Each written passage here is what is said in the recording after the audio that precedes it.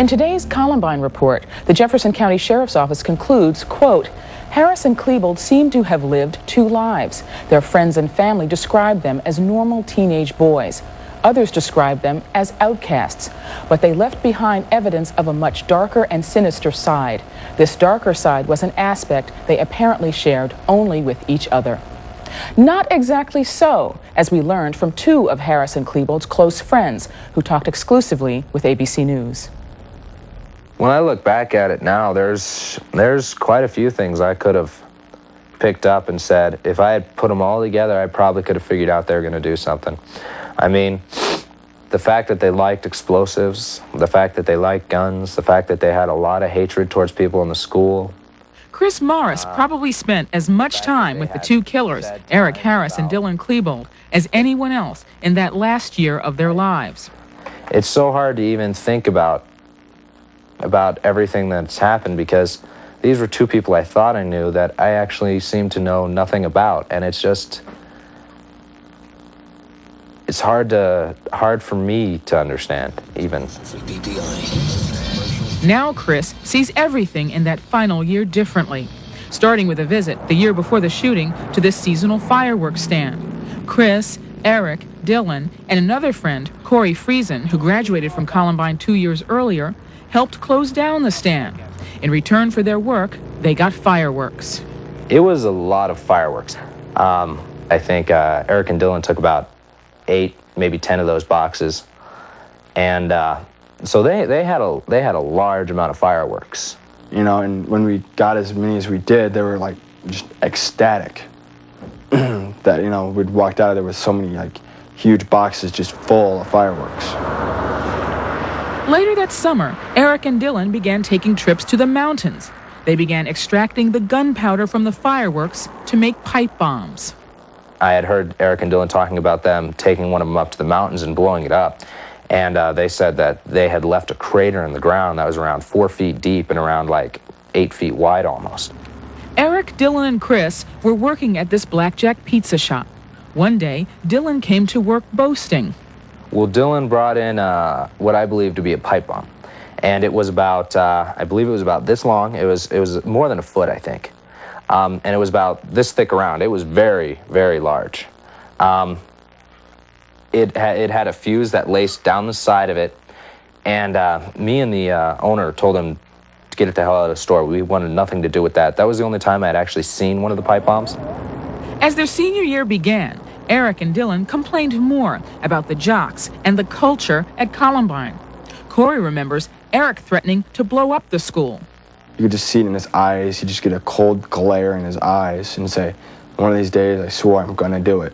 I'm going to do it. And it's like, come on, you know, lighten up a little bit. I think Dylan on one occasion did say, wouldn't it be kind of fun to sit on the soccer field and shoot at the school? And, like, shooting out on the windows would be kind of fun. And, you know, everybody at the table there, you know, they kind of laughed a little. We thought he was all joking. Chris and Cory say they know these statements sound horrible in the aftermath of the killings, but at the time, they didn't think of telling their parents, let alone the police. To them, it was just Eric and Dylan's twisted humor. Here you are, my good friend Dylan, almost halfway to school. What's up? How is it that their parents did not know? Chris says the little Eric and Dylan revealed to their friends they expertly hid from their parents. Ready to torpedoes, Mr. I mean, Eric must have done a very good job of hiding his things, though, because his parents did search his room occasionally. In fact, Chris and Cory say Eric told them his father did find a pipe bomb. And Eric's like, yeah, did you hear? My dad found a pipe bomb. I'm like, oh, man, that's gotta suck. I was like, you know, I figured, you know, he was gonna be in like some really big trouble. All his punishment was to go up to the mountains with his dad and blow it up. But to this day, the Harrises have not commented on any of the events related to Columbine. Several months prior to the shooting, there was something more Eric couldn't hide: his ever-changing moods. I would say he actually did change over the year before the Columbine incident. When he'd hit some mood swings, he'd really get, you know, just that intense glare in his eyes. Apparently, his parents noticed too, and he was prescribed an antidepressant. And towards the end, I had been told that he actually stopped taking his medication. And sometimes it was almost frightening to see 1 minute how he was a very nice, happy, normal guy, and the next minute he was very, very angry, almost sinister at times. But only a week before the incident, nothing seemed to be bothering the two. In fact, Chris says, Dylan was very excited about going to college. And Eric also had plans. I remember Eric talking about the future. I remember Eric talking about him he wanted to go to school, and he wanted to get some degrees in computers, and he wanted to work on computers and make games for a living. On April 20th, 1999, the day of the killings at Columbine, Chris finished his classes early and headed to Cory's house. Good evening, everyone. The reaction of so many people today was, oh no, not again. Another high school, Columbine High in Littleton, Colorado. This Eyewitnesses say the two gunmen wearing black trench coats and black masks came in shooting and began working their way through the school. Me and Cory both started to get very angry because they said the people in the school doing it were wearing trench coats. And at that point in time, the only people who still wore trench coats in that school were Eric and Dylan. Everybody else stopped wearing them. And right away, I just had a feeling that it was them. They just started coming in the library and opening fire and shooting off bombs. Chris says he desperately tried to reach the police to offer his help. He thought if he could talk to Eric and Dylan, maybe he could stop them. But instead, the police picked him up and treated him like a suspect.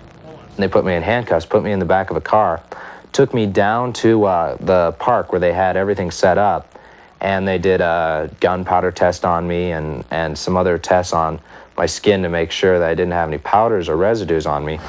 Were you in the building? Several law enforcement agencies questioned him throughout the next few weeks. Among the many questions, why wasn't he at school at the time of the shooting? The police found it very interesting that I had skipped my 4th-hour class that day. They thought it was a very large deal, but if they had looked at my attendance record, they would have seen, oh wait, he skipped this class for the last month. The police weren't the only ones suspicious.